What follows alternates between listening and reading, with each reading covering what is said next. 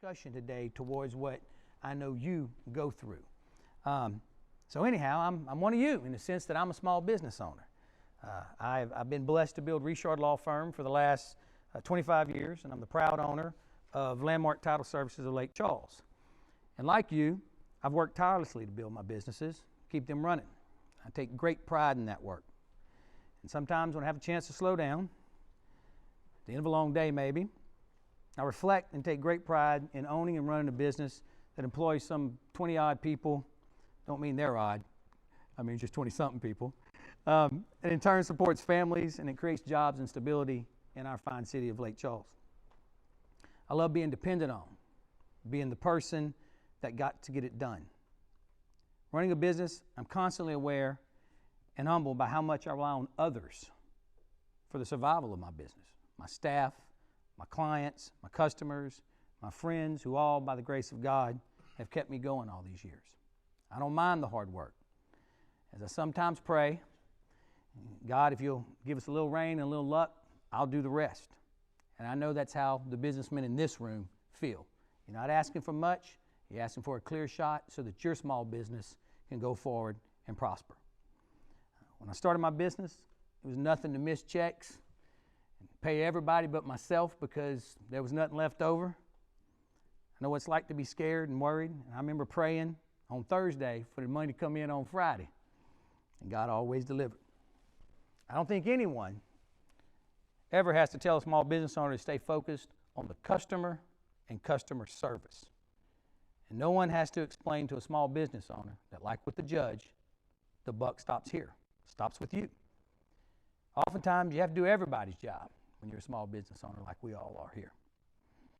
And after 25 years or so of working, I still have to empty the trash sometimes, and answer a ringing phone, and lately with COVID, getting that Lysol and that cleaner out and wiping off the conference tables. Now, what's more frustrating than when you go somewhere, something that's government run, because we're talking about a government agency here, city court, and it seems like you can't get anybody to take the initiative like you do in your business. When it seems like nobody is focused on the customer because everybody's getting paid anyway.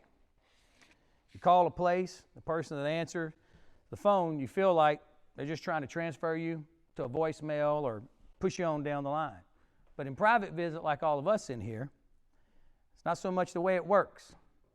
We have to have a different mentality when you do what we all do for a living, and that's be small business people.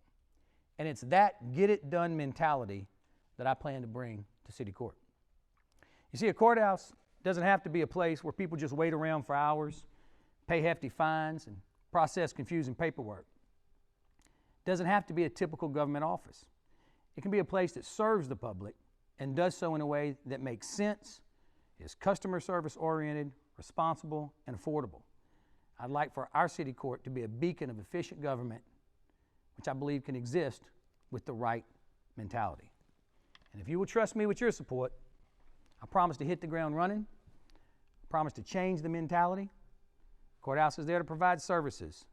It's there to provide service not just to people, but to small businesses like we see represented in this room here today. I will bring that by bringing the small business owner's mentality like it exists in this room here today.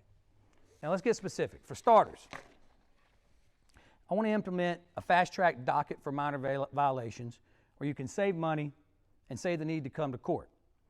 These fast-track type dockets have worked all over the country.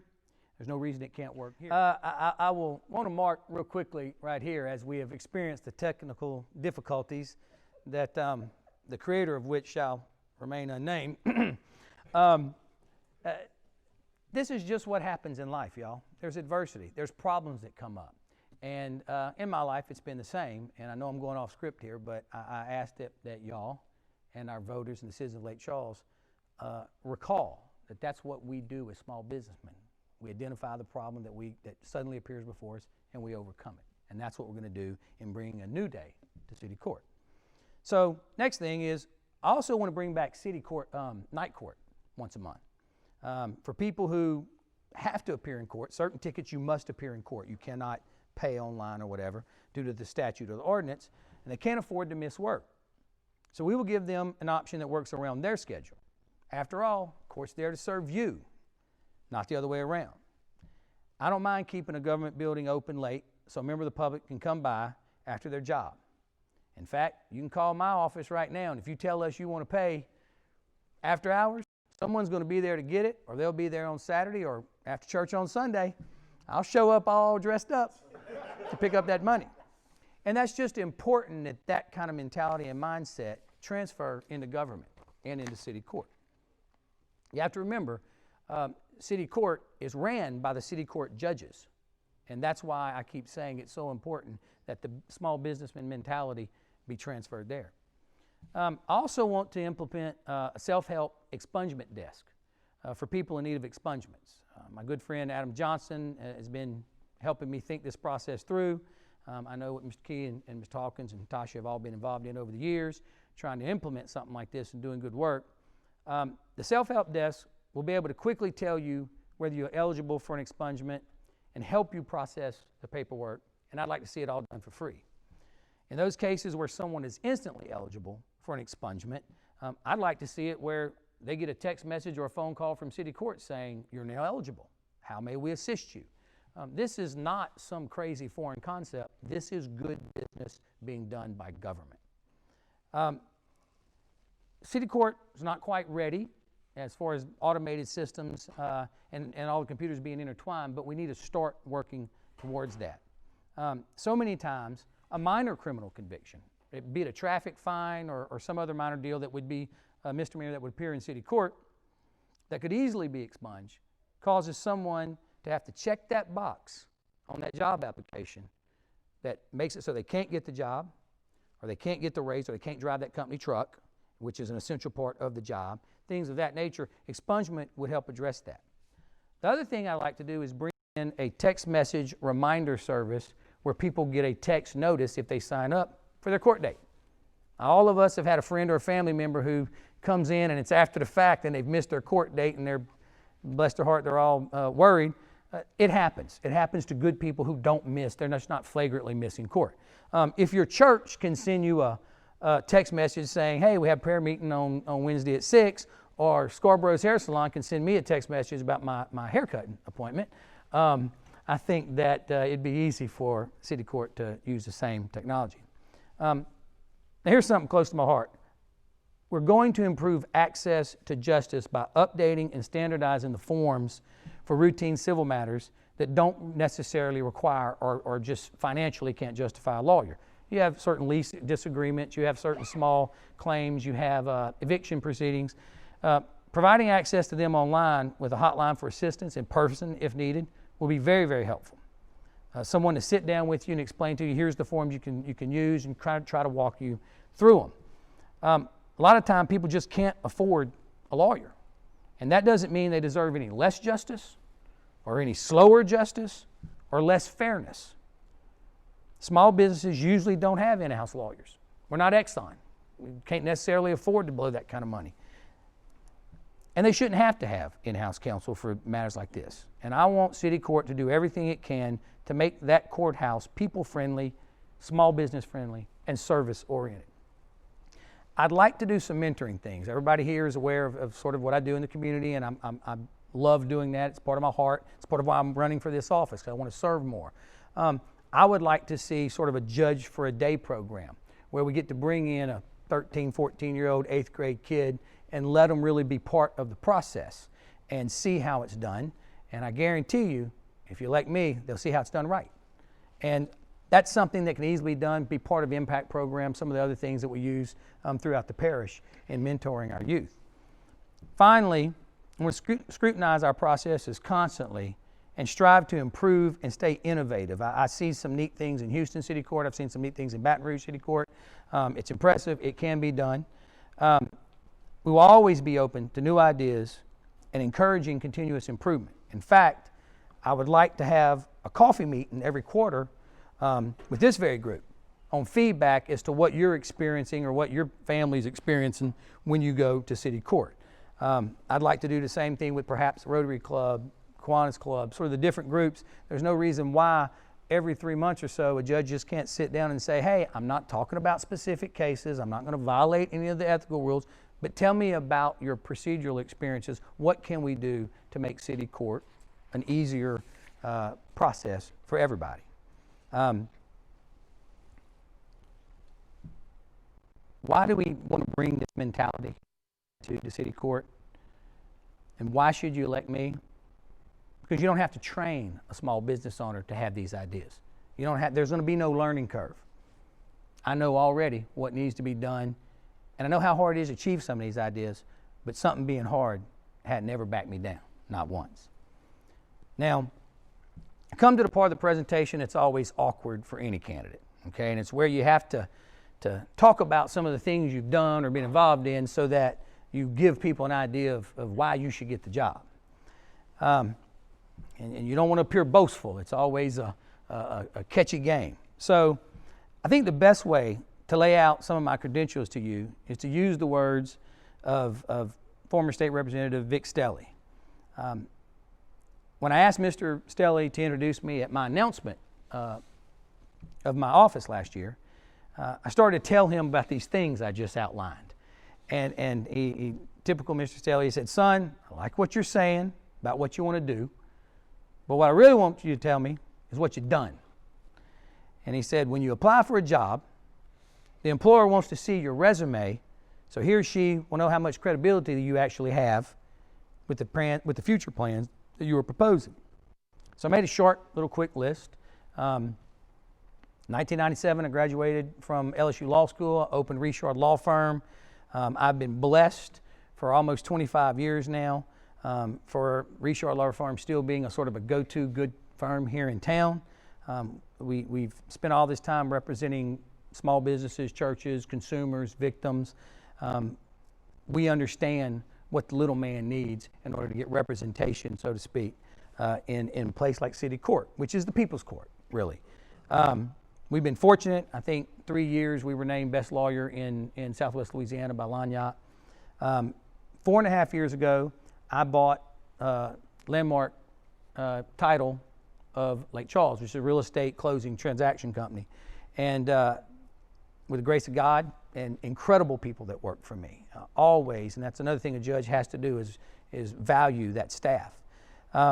We have built it. It's become one of the largest title companies in Southwest Louisiana. I think we were named Affiliate of the Year for the Real Estate Association last year, and one of the local 50 locally owned businesses.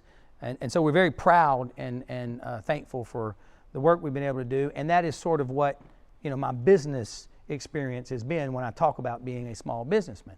On top of it, I serve on very local boards of the Local Heart Foundation, Girly Girls Mentoring Program, the Home Builders of Association of Southwest Louisiana, as well as a couple other, the charter school system. I'm a trustee for a charter school system.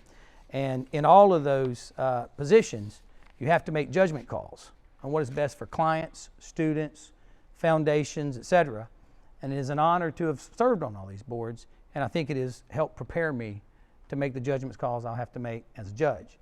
Now, the other question is, well, Ron, how are you going to do all this and be our judge? Well, it's simple.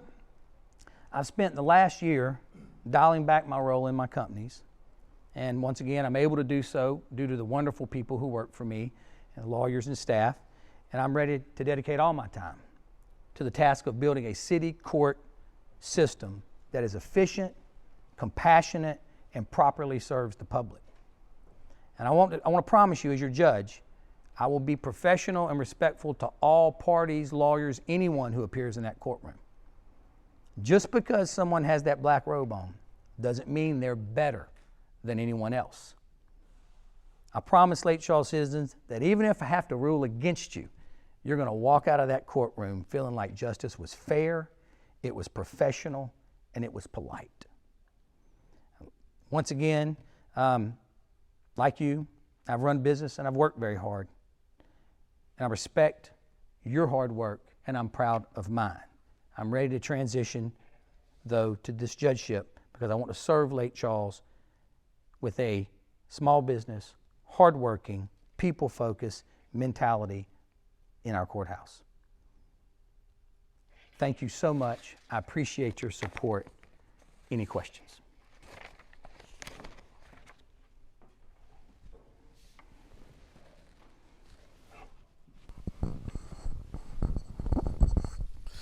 Mr. Risha, I guess it's still morning. Good morning. Yes, sir. I'm going to ask you a similar question that I asked your opponent. Okay. Being a player in the city court system, if elected, when elected, you will have to work with Judge Bice and the newly elected marshal to put into place a pandemic response. Right. There's technically one in place now. I would say to you, I believe that the operation of the court is antiquated. The way we do things, the way we have embraced technology, we're antiquated. Right. What would be your plan as the next Division B judge to safeguard the community, especially in a time where people are getting sick? They're afraid to come to court. And right now you are receiving notices from city prosecutor's office, from the court, Right. saying you have to appear under pain of a bench warrant. Right. Which thus far the only thing they come up with is, well, if they don't show up, we won't issue the bench warrant. Right. How can we more effectively move the court forward so that the business of the court is taken care of? We're also protecting our citizens. Well, first of all, the very things I talked about in my points, which is streamlining, making online interaction with the court a reality, that would greatly cut down on sort of the interpersonal interaction that has to occur when people have to come to the courthouse. I've addressed that last year before the pandemic even happened, and it just happens to turn out that it happens to be a really good idea now. First thing I do is I'd sit down with Judge Bice, I'd sit down with Tim and all them over there, I'd review the plan they have currently in place, and I would do whatever we could financially and physically do to make our courtroom a safe place. I know since March, the courts have really been learning Zoom and the various online video chat services that you can use. We're all, as lawyers and people in the system, we're just now getting comfortable with that.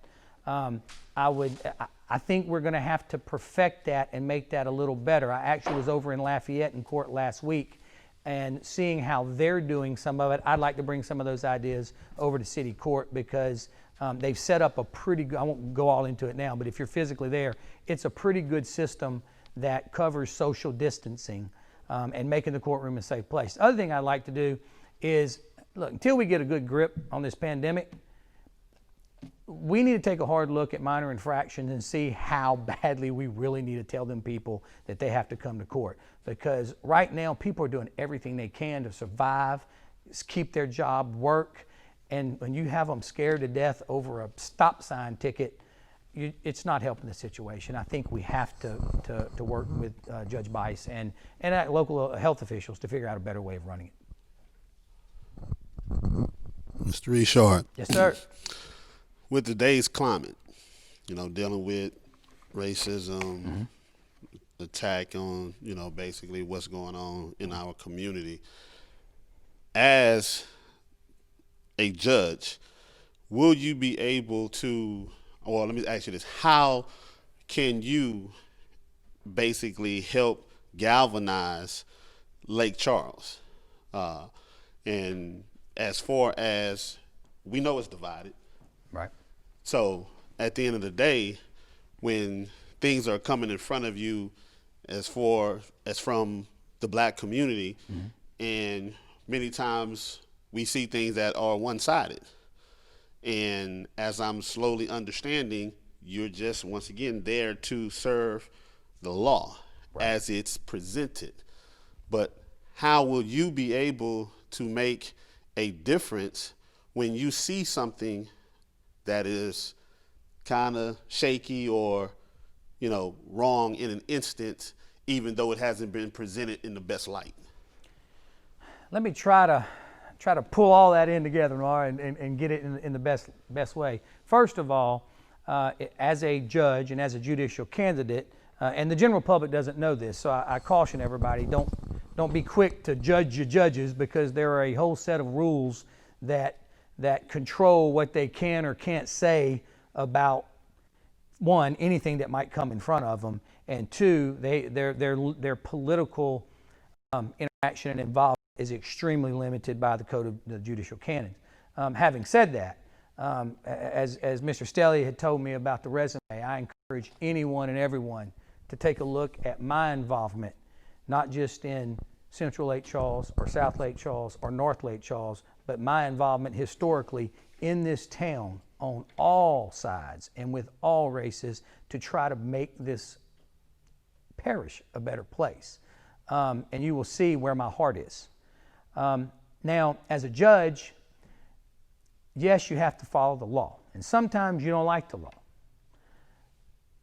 But you also have to have a discerning spirit where you are looking for what might be not just the letter of the law, but the spirit of the law to achieve fairness, even when maybe, especially when maybe the reason that person is in front of you in the first place just isn't clean.